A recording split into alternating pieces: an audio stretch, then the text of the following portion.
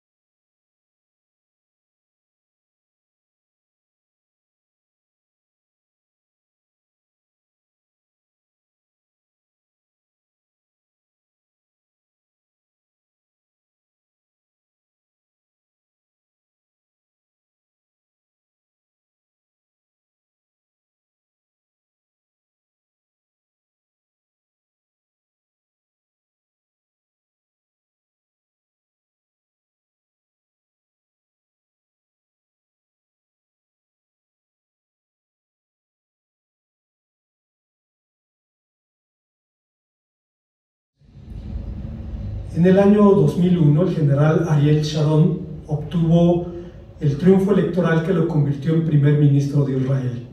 El general Sharon fue el mejor comandante de campo de la historia del Estado de Israel, tan competente que era apodado con el título mesiánico del rey de Israel.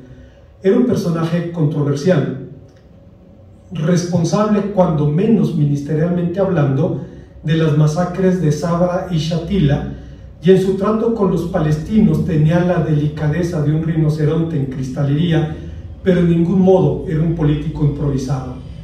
Conocía muy bien a su pueblo, al pueblo judío, conocía sus temores y anhelos, y durante la campaña electoral utilizó una imagen en la que posaba en el desierto de Judea con un cordero sobre los hombros, representando la figura del buen pastor que encontramos en Ezequiel 34:16. Los políticos hábiles saben que ciertos lugares tienen valor simbólico con el que comunican poderosos mensajes no verbales, no solo a sus amigos, sino también a sus enemigos. La imagen de Sharon, como el buen pastor, prometía a Israel la protección y la seguridad, y a sus enemigos que tendrían que pasar sobre su cadáver si querían meterse con su rebaño. El Señor Jesús no fue ni político ni publicista, pero entendía muy bien el valor de los símbolos. El uso explícito de símbolos es de hecho un rasgo del cuarto evangelio. Usted recordará el agua viva, el pan de vida, la vid verdadera, el buen pastor, etcétera, que son algunos de sus símbolos más conocidos. De igual modo, sus milagros eran señales que apuntaban a verdades más allá, y seguramente el Señor Jesús escogió también un escenario simbólico para iniciar su ministerio. Escogió una familia pobre y anónima como marco para su principio de señales, como dice Juan 2:11. Mostró el lugar que la familia ocuparía en su enseñanza y en su ministerio, lo que nos lleva a la pregunta: ¿qué bendiciones permanentes se derivan de esta boda, de una boda de rancho? Veamos las respuestas que el texto nos ofrece. En primer lugar, el texto nos habla de la bendición de su presencia.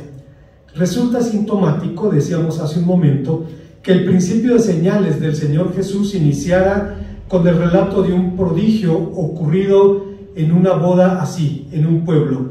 Una boda en un pueblo insignificante, con una pareja incluso más irrelevante. No se los menciona por nombre, porque lo importante era justamente eso, que esta no era una pareja especial, y porque el Señor Jesús hizo con ellos lo que puede y quiere hacer con cualquier otro. El lugar en cuestión era Caná de Galilea, sitio cuya ubicación exacta es discutida. Varios lugares llevaban ese nombre, y sin embargo San Jerónimo, el traductor de la Vulgata, decía que desde los tejados de Nazaret podía verse los tejados de Caná de Galilea, que estaría ubicado más o menos a unos 12 kilómetros. La presencia e injerencia de la Madre del Señor en la fiesta parecen indicar no solo la cercanía del lugar, sino posiblemente alguna familiaridad con la casa del novio. No poseemos mayor información sobre las ceremonias judías en aquella época, pero sabemos que era la culminación de un proceso de 3 etapas. La primera era el compromiso, que podía tomarse incluso en la infancia de los futuros esposos. La segunda era el compromiso con el cual se asumía el llamado desposorio, el compromiso de efectuar la boda generalmente un año después de esa fecha, y finalmente llegaba el matrimonio propiamente dicho. Desde la segunda etapa, desde el desposorio, la única manera de romper con el compromiso era el divorcio. La ceremonia propiamente dicha contaba con algunos elementos muy distintivos. Con antorchas encendidas, el novio y sus amigos acudían a la casa de la novia, donde la pareja recibía un sinfín de consejos y recomendaciones para ir a la casa del novio, donde se efectuaría el banquete. Dependiendo de las posibilidades económicas, la fiesta podía durar incluso hasta una semana, como vemos en Jueces capítulo 14, versículo 12. Esta boda se hubiera perdido en el olvido sin la presencia del Señor Jesús allí. El texto dice que fue invitado con sus discípulos, lo que sugiere que posiblemente la invitación llegó por parte de Natanael, que a decir de Juan 21:2 era precisamente nativo de Caná de Galilea. Como fuera, el maestro llegó con 5 de los discípulos que había encontrado hasta ese momento, y su presencia significó una gran bendición para esta nueva familia. El austero Juan Calvino, que no bebía, decía, comentando este pasaje, que con su intervención la Madre del Señor querría apaciguar el descontento de los invitados con alguna palabra de exhortación, y a la vez aliviar o reducir la vergüenza del novio. Como un abstemio estricto, Calvino no menciona el asunto del vino, pero seguramente detrás de las palabras de la Madre del Señor había mucho más que el deseo de calmar a las personas inquietas. La carencia de vino era un problema en esta nueva familia, porque las fiestas nupciales tenían un fuerte componente de reciprocidad. Se esperaba que los invitados fueran generosos en sus presentes, pero se esperaba que el banquete fuera igualmente generoso, y en caso contrario el novio podría ser penalizado con la devolución de la mitad del valor de los regalos. Pero la presencia del Señor hizo la gran diferencia. El escenario del primer milagro era simbólico, pero ni la presencia ni el milagro del Señor lo fueron. No eran un símbolo ni una presencia simbólica como ahora se utilizan veladoras o símbolos de otra naturaleza. Era una presencia real que alumbraba estas vidas, que alumbra la vida de cada matrimonio que lo invita a participar de él, haciendo posible lo que el salmista declaraba en el Salmo 36:9, en donde afirmaba: en la luz veremos tu luz. Nos permite ver que nuestras relaciones trascienden hasta los propósitos de Dios. C.S. Lewis, el autor de las Crónicas de Narnia, comentó sobre esta idea de una manera muy interesante. Hablaba de alguna ocasión en la que tuvo que ir a un cobertizo en donde tenía que recoger una herramienta, y el lugar estaba cerrado y parecía la boca de un lobo. Solamente a través de las grietas de algunas tablas entraban algunos rayos de luz.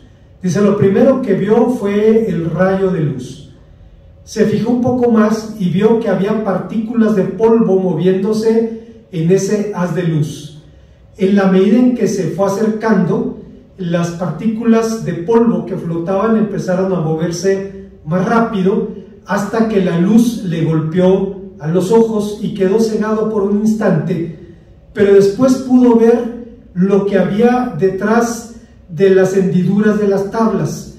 Vio las ramas de un árbol que se movía allí, y detrás de las ramas del árbol vio finalmente al sol a unos 100 millones de kilómetros de distancia.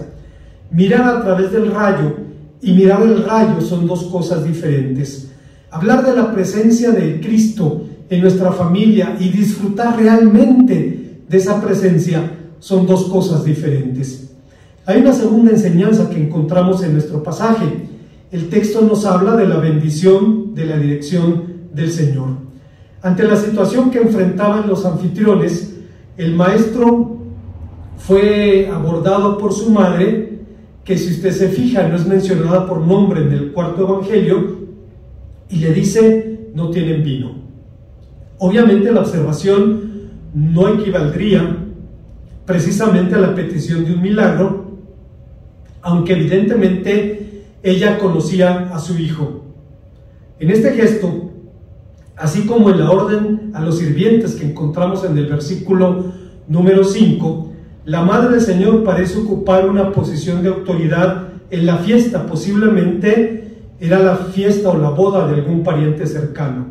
La respuesta del Señor fue entonces: ¿qué tienes conmigo, mujer? Aún no ha llegado mi hora. Debemos reconocer, hermanos, que tenemos un problema cuando leemos la Biblia, y es que no leemos el tono de las palabras.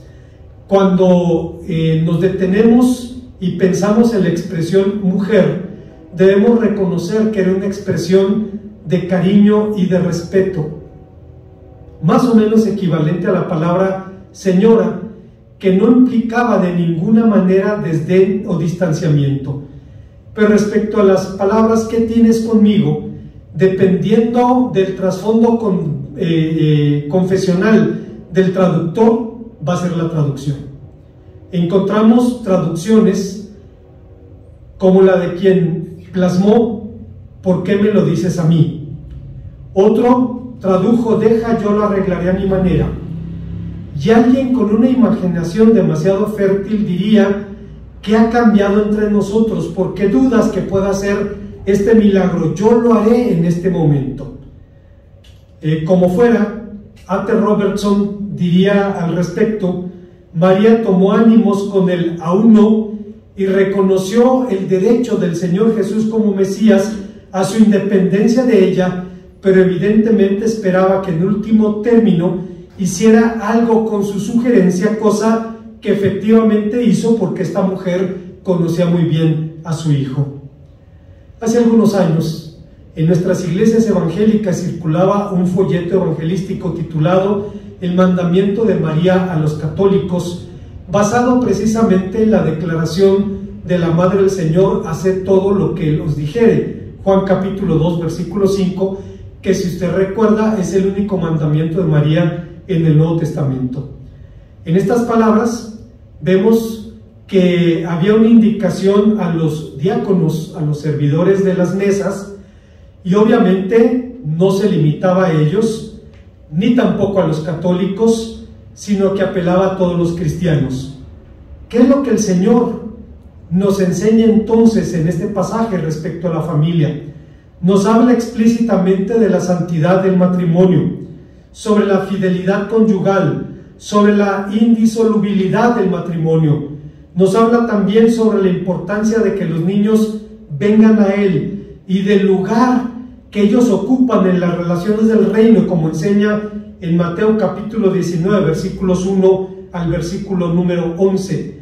Y en el marco en el que hablaba de estas cosas era precisamente el reino de Dios.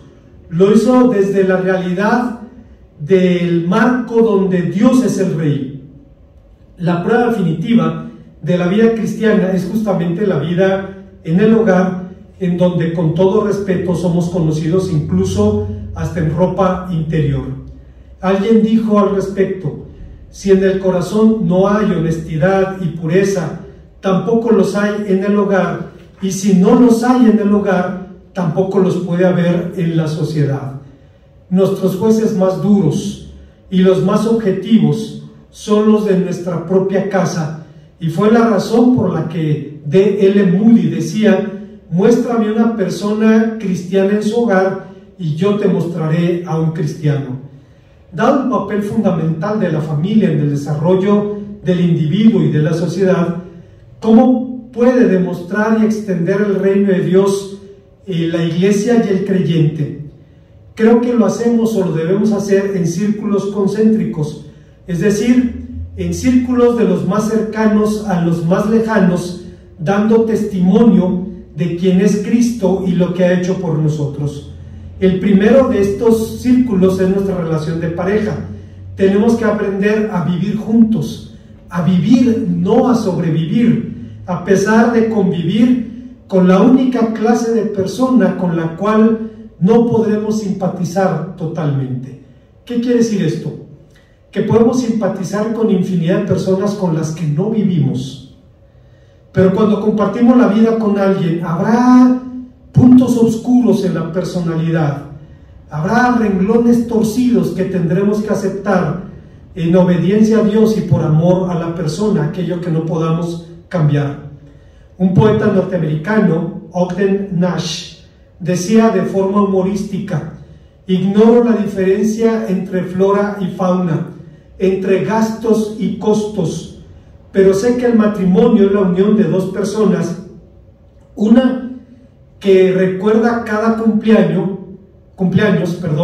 y otra que siempre los olvida, una que duda de las fugas de gas o de agua y otra que siente que se está ahogando, el que dice levántate y recoge mis cepillos en la ventana porque está lloviendo, y el otro que le responde ¿cuál es el problema? Es solo lluvia. Y por eso, decía Nash, el matrimonio es mucho más emocionante que el divorcio. Obviamente el matrimonio necesita mucho más que emoción para sobrevivir y para crecer. Necesitamos a Cristo.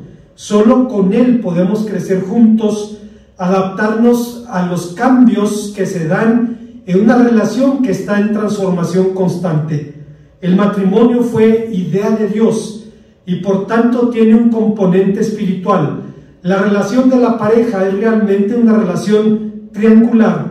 El Señor está en el vértice superior del triángulo, uniendo a los otros dos extremos.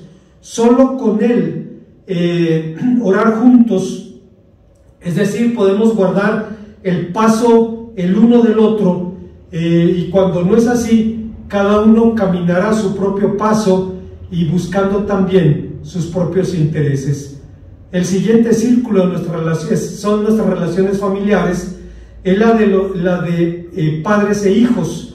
Como hemos dicho en otras ocasiones, para transmitir nuestros valores a nuestros hijos necesitamos cultivar relaciones relevantes y profundas con ellos, modelar los valores que transmitimos y comunicarlos de manera oportuna, de tal forma que demos cumplimiento a la palabra de Dios que encontramos en Deuteronomio capítulo 6, donde la palabra de Dios dice: estas palabras que te mando hoy estarán sobre tu corazón y las repetirás a tus hijos y hablarás de ellas estando en tu casa y andando en tu camino, cuando te acostares y cuando te levantes. Hay una tercera y última enseñanza. Estamos hablando de las bendiciones de una boda de rancho, y la tercera bendición fue la bendición de la provisión del Señor.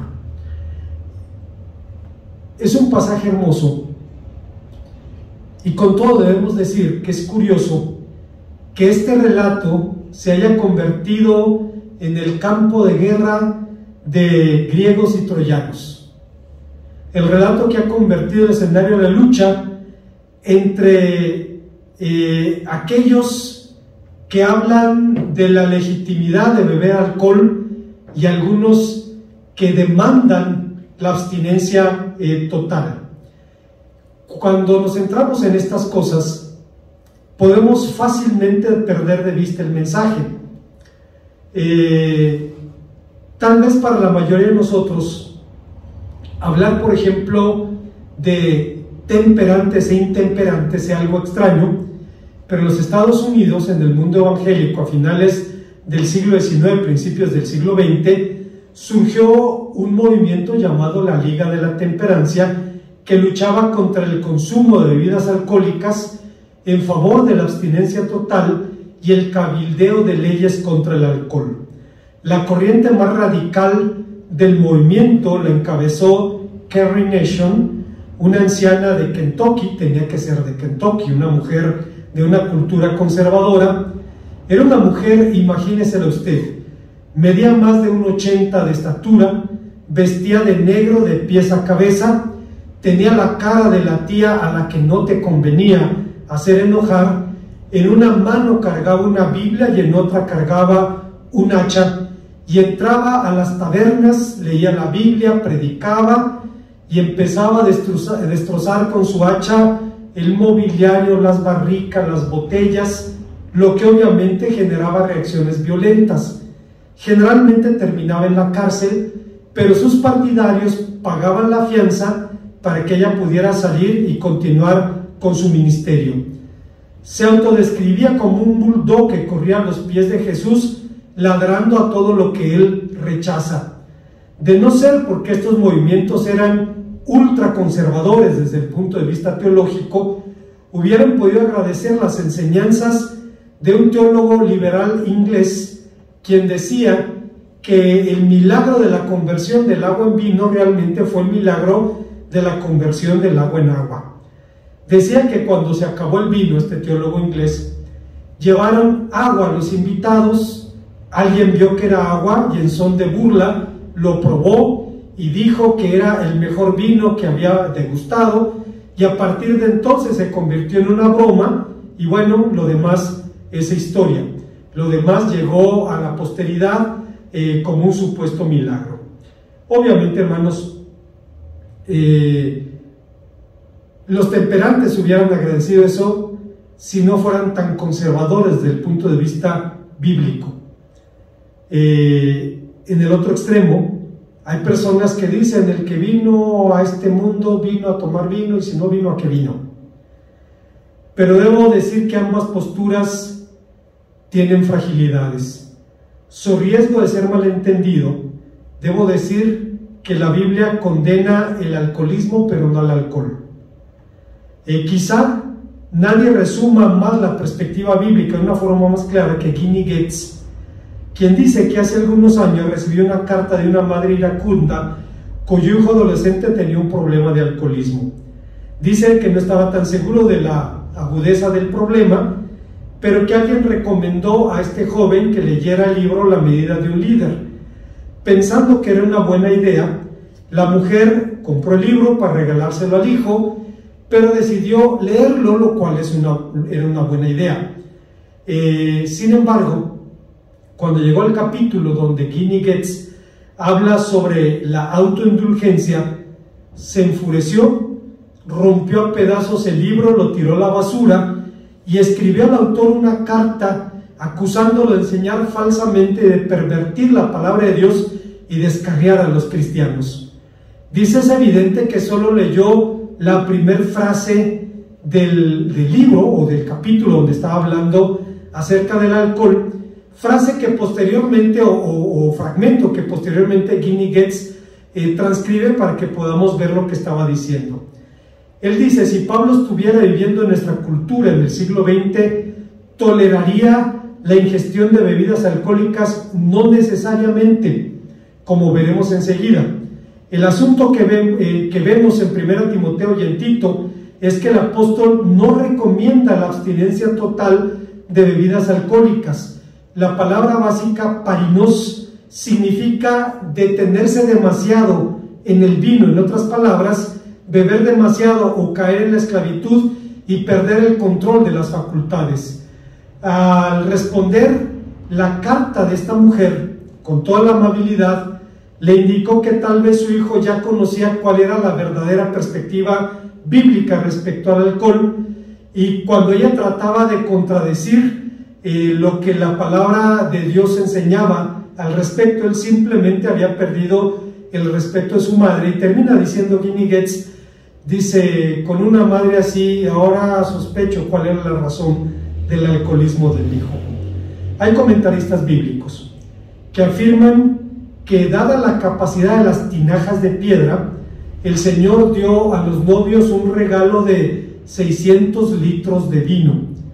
Pero discutir sobre estos asuntos, detenernos en el asunto del alcohol, es como el tonto que ve un comercial de Marlboro y corre a comprar un caballo. Sencillamente no entendió nada.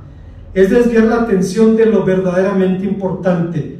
de lo único importante que era la provisión del Señor a esta familia, una provisión que no se limitaba a un mero regalo de bodas.